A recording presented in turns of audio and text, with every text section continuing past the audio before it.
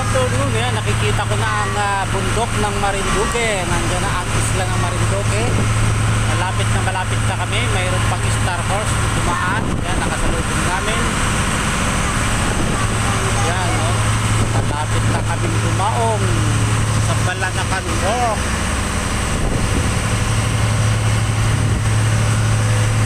Yan, no? Malapit na. Ang umuulan pa doon.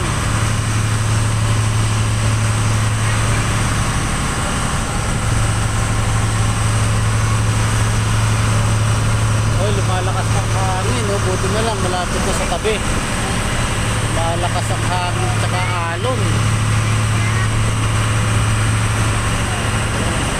Ang subas ko pa.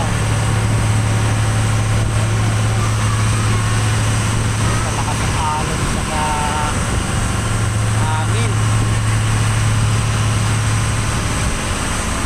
Malapit, konting oras, mga 15 minutes siguro na doon na sa tabi. Dalawang oras na kami dito sa dagat. Umalis ng Port of Lucena ng 11:50. Ngayon is 1:25 na